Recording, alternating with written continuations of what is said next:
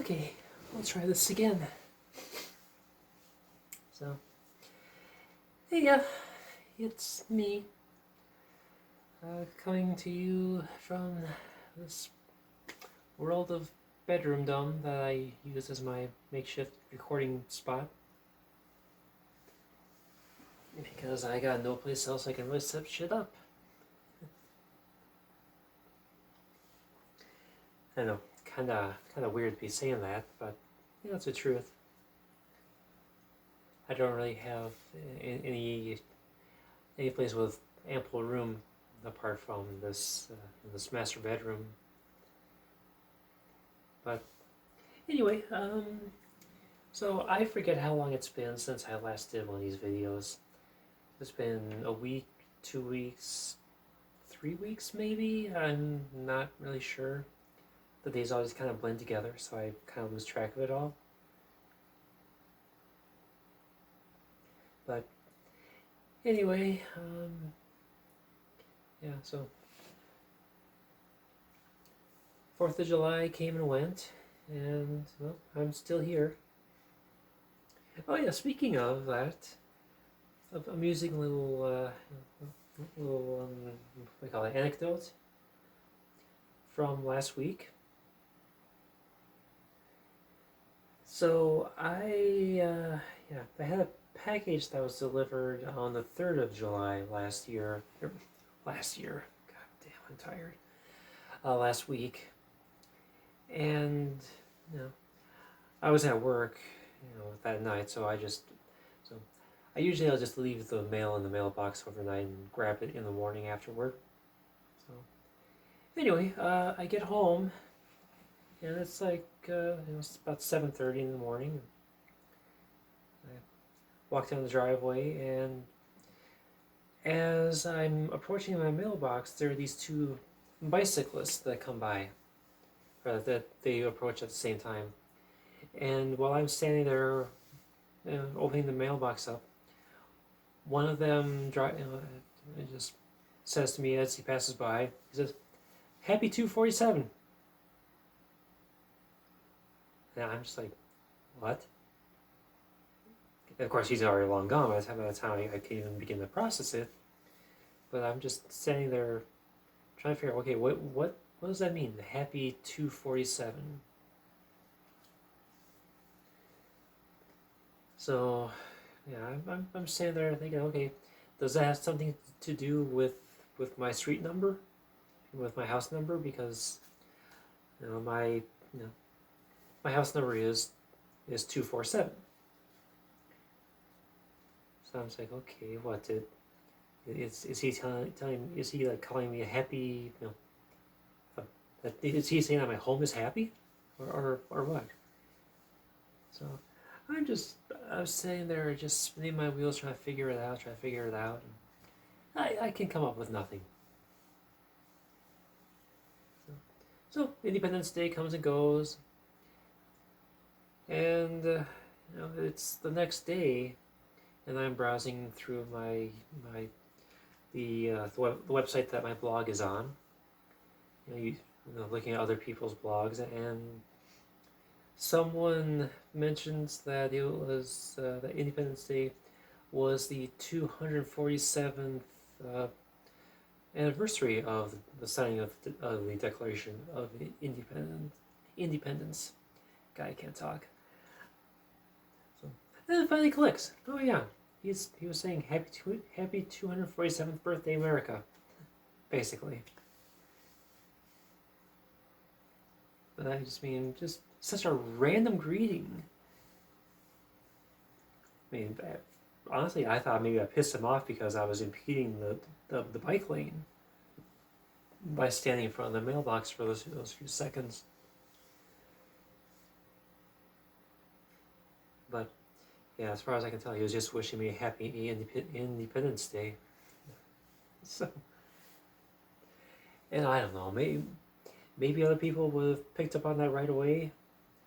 I mean, full disclosure here, I've never been very good at reading social cues and picking up on people's meanings, unless you're being very literal about things. mean, this is kind of stuff that makes me wonder if I might be, on the autism spectrum. Yeah, I think about it and I wonder because I don't read social cues well at all, and you can say something that to you just makes all the sense in the world, is totally straightforward, but if you say something that I can take literally, but you mean it a little less than literally, you know, like just as an example, you know, you say that something is it's on the ceiling right above you. I'm gonna look straight up. I'm not gonna be looking up and to the right or up and to the left or up and behind me a little bit. I'm looking straight up. So just that's kind of a rudimentary example of it, but that's that's the way my brain works. Is that I'm very literal when you say things like that. So I don't know if that really factored in or not to how I failed to process the guy's greeting, but it's just one of those things I'll think of. So anyway, yeah, with that in mind, I'll just move on to the next topic.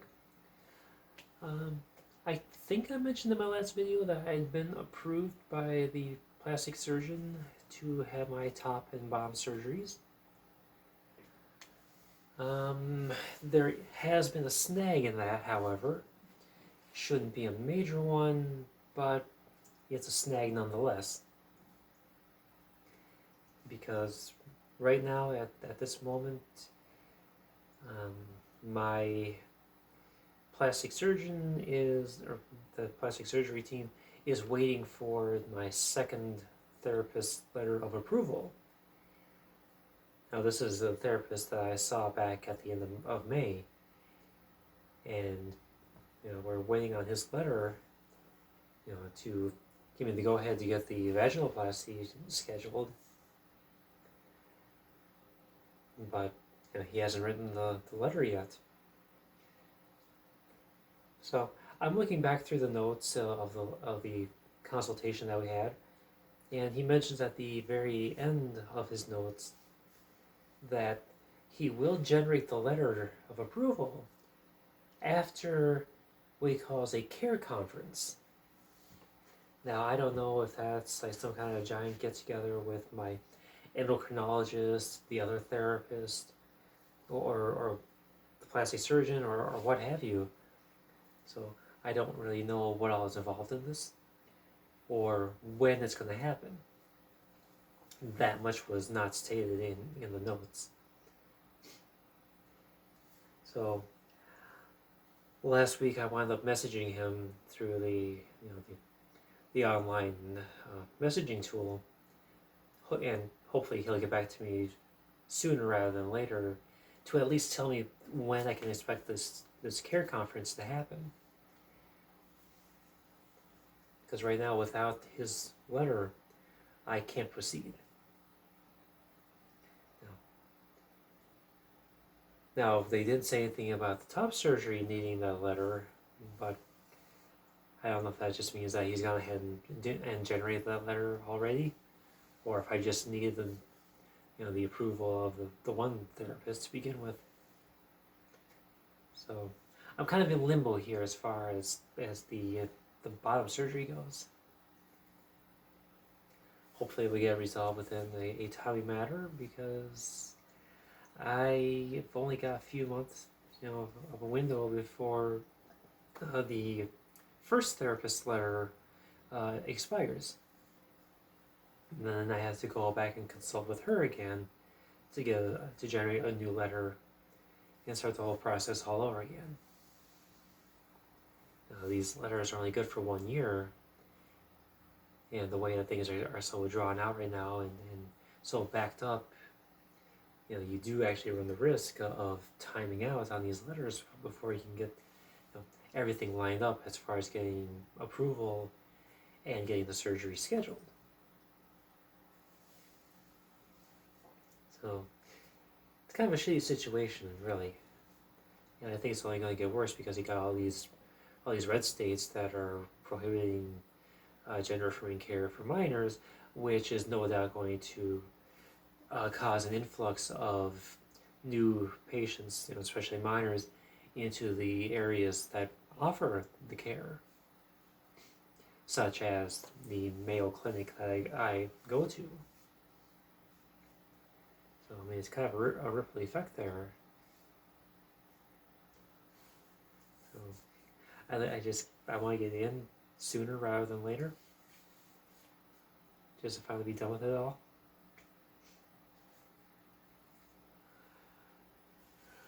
Shit, I'm getting tired. So, but we'll see how that goes, I guess. Let's see, other news. Yes, I'm still dealing with the HOA, the homeowners association. They never followed up with me as far as the decision on staining my new deck. I mean, for those of you that aren't up to speed on this. So last summer, I got a letter from them saying that I need to replace the boards on my deck. So, okay, I mean, that's not that big of a deal, really, because I wanted to do it anyway, because I could tell just from a cursory glance that those boards were so old, and they were splitting, they were peeling. It just wasn't a good look. So I wanted to replace the boards, get something fresh in there, brighten up the place. So I wanted to replace the boards this spring anyway. So they sent me a letter saying that I had until, May 30th or 31st? I forget what was it. Yeah, May has 31 days, right? Yeah. Anyway, the last day of May was the deadline to get the boards replaced. I had it done back at the end of April. So middle of May comes around and they're sending me another letter saying you now have until the end of July to get these boards stained. Okay, so we're talking about cedar, a bunch of cedar boards, high quality ship there. And they're telling me that I need to get the board stained within the 8-week period, 7 weeks, 7.5 weeks really. Otherwise, they're going to start charging me a $250 a month assessment every month that I don't get it done. So the issue there is new lumber requires time to cure and dry out. Now,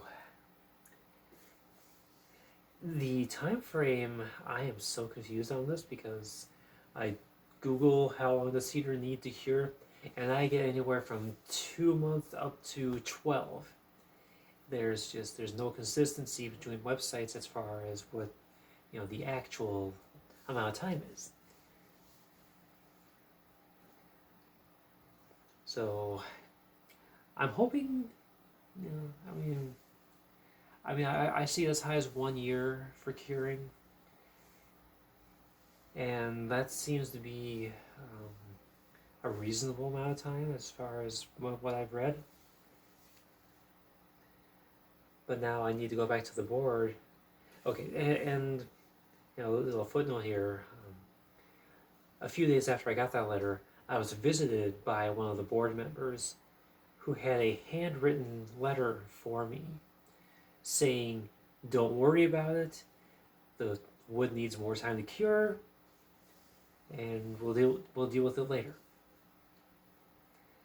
So the question I now have is, was that enough? Was the input of one board member enough to call off the wolves elsewhere on the board? Or are they still banding together saying that I have until the end of this month to get it done? They never got back to me as far as whether I still need to try to stay in it, between now and then. Which, if you do the math, that's a 3 month time span there. April, May, June, July. I mean, depending on the source that you look at, that's basically your bare minimum that cedar needs before it's ready to accept stain. So I'll be going reluctantly to the board meeting tomorrow night. Before it takes place an hour before I need to be at work. So will I be late for work tomorrow? Will I not be late for work? That's up in the air. I have no idea, because I have no idea how long these board meetings are supposed to last.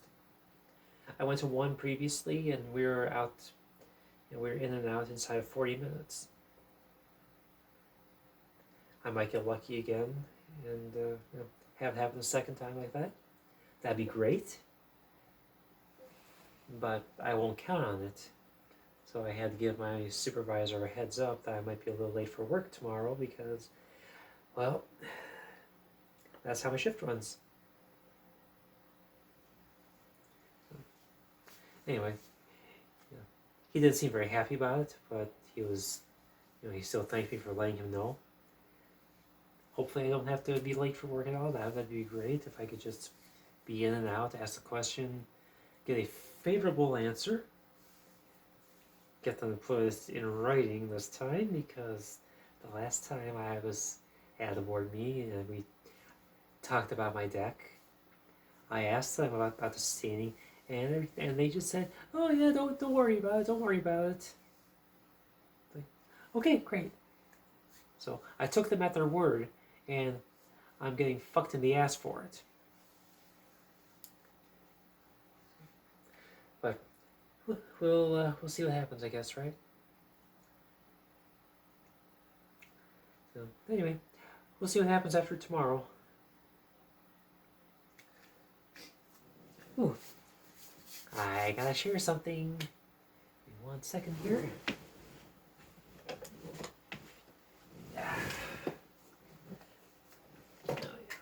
Let's not crush my glasses. Thank you very much. Oh,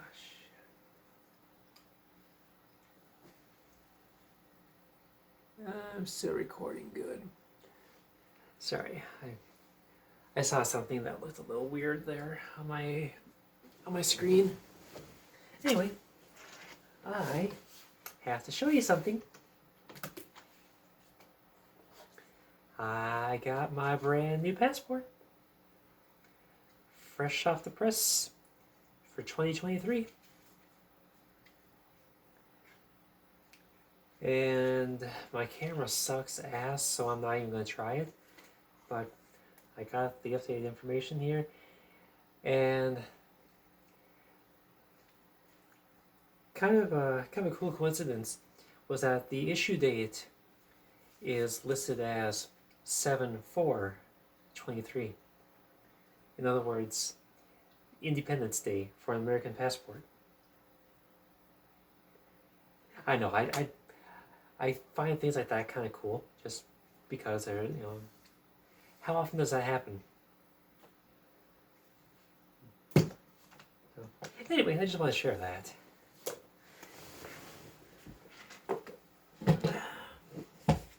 Put that off to the side for now. Yeah, so I sent that one out back, it was the middle of May actually.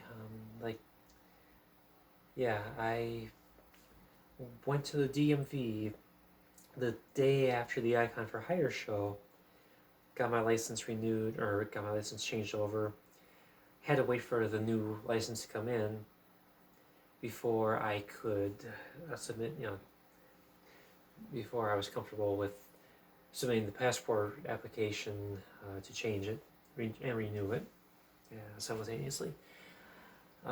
So yeah, that would be a week later, so what, 3rd week of May? So And here it is, the second week of July. Um, so it basically took 8 weeks, 7 weeks. So no, not all that long, really. So, a hell of a lot better than that 13 plus week window that they're currently giving from the State Department. So, yay me!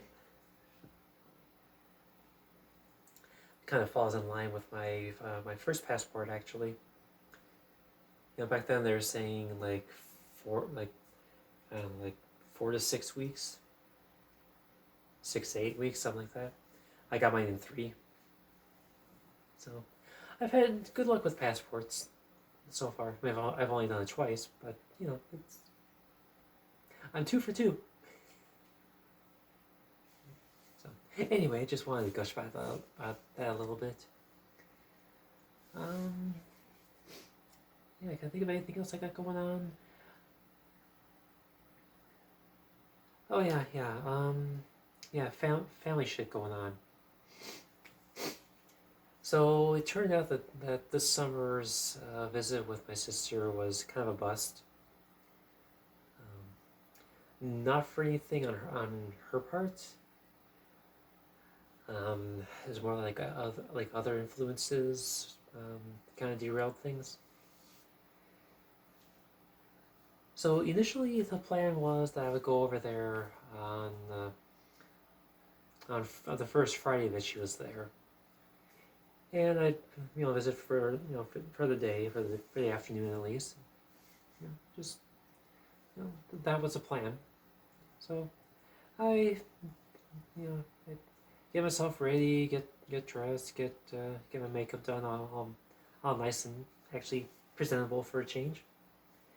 Make my way over there, stop at the gas station for some gas and some munchies before I drive over and walk in the door.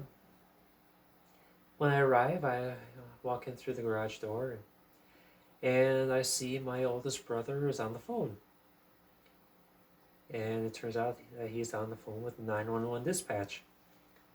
Meanwhile, I've got my mother, who is sitting in her recliner, doubled over in pain. So, obviously, we're dealing with her. Paramedics come, they check her out, they take her out to the hospital to be evaluated, find out what's going on. I won't share the diagnosis here because that's really none of your business, but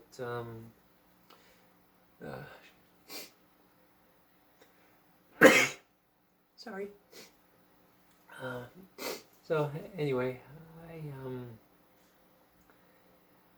I get to spend a big part of the afternoon in the hospital with her and with the oldest brother. But meanwhile, my sister, she had to work that afternoon. She was doing remote work from the basement. So unfortunately, she only was able to come up for a quick lunch before she had to go back to work and some interviews because she works HR. Sorry. So she was unable to join in the fun with the hospital and such. So didn't really get to talk to her too much that day. And of course, next week I had to work a couple of days. So I decided to come back on Independence Day, where I stayed. I only managed to make it maybe like 4 hours before I was so beat from having worked the night before, and I maybe got like a half-hour nap during the morning before I came over. So it caught up to me pretty hardcore, or about 3 hours in, and by the time the 3 o'clock hour rolled around, I was done. I was spent. So, I mean, we did get some decent conversation in, but unfortunately, it really wasn't enough. And we did avoid the elephant in the room as far as my transition goes. So nothing got resolved there. But we did, we were at least talking to each other, swapping stories and whatnot. And yeah, so I went home. I had appointments on Wednesday. And on Thursday, I went after a stay-at-home day. So I said that I wouldn't make any promises for Friday. Like I kind of wanted to go over there again Friday, but that was derailed by my sleep.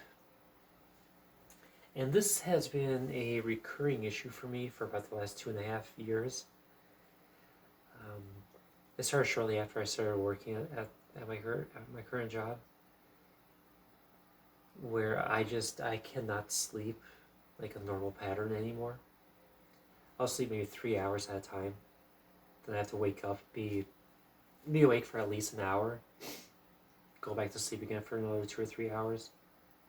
That's been my pattern since like January of 21. I cannot get back into that standard 7 to 8 hours at a time pattern that I used to get. Now the other side of this is that I can't stay awake for more than maybe 4 or 5 hours at a time without getting exceedingly tired. I mean, it's to the point where I'm even beginning to suffer it at work. I get about 3 hours into my shift, and I am just dragging ass for about an hour because my body just wants to sleep. So, anyway, this factored in to my ability to travel over there on Friday. So, I unfortunately had to skip out because I was too tired to drive. So, I unfortunately really didn't get to spend much quality time with my sister because varying circumstances.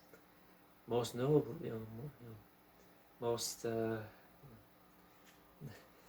prominently, my inability to sleep properly.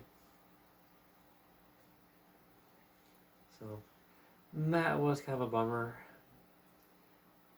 but I don't know if I should just use it as an opportunity to just wipe the slate clean and start over again. Maybe ask some of the missing family members off on social media, or if I should still keep them off because they haven't sought me out either, so I don't know.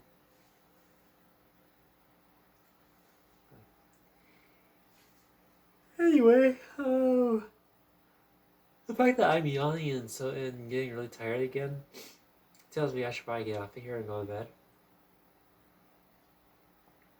I feel like there's something more I need to bring up, but I cannot for the life of me think of what it is. So I am going to shut up now. I'm going to get up. I'm going to push that stop button on the camera, on the phone, because I'm still using the same potato camera that I've been using off my phone for the last, I've had this phone, 3.5 years? Some days it's a miracle it still runs. Because, it is so outdated. I mean, it was outdated when I bought it 3.5 years ago. I bought it because of the price. And even now, it's got apps that I can't run on it. Like, my phone carrier keeps bitching at me that I need to install their visual voicemail app. Problem is, I go to do it, and it gives me all sorts of error messages saying that it can't do it, it can't run it. So I have to keep my voicemail on their system like a Neanderthal. So I have to dial in every time I want to check a voicemail. Not ideal, but I guess that's how they used to do it back in the old days too. Back in the days when all you did on a cell phone was talk and text.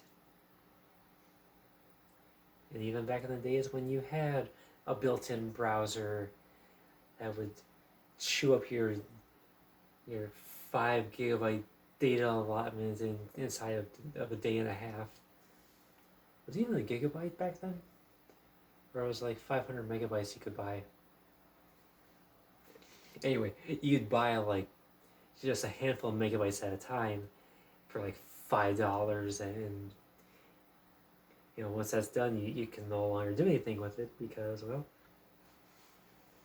you went over your data cap. Yeah, the early teens were something wild, weren't they? Back in the days before androids were everywhere. Or no, androids were out back in the early teens. Okay, so the late aughts, like 2007, 2008, when you had these flip phones with with a built-in browser, had a download ringtone special because that's how they could milk you. Anyway, my phone is totally obsolete. It's 3.5 years old, which you think about it, and how far have we come? How fast are we moving now? Where 3-year-old tech, 4-year-old tech is outdated after just a couple of years. It's not just outdated; it's obsolete. You think about back in the days when I was a kid. You had something that was 10 years old, it could still be current.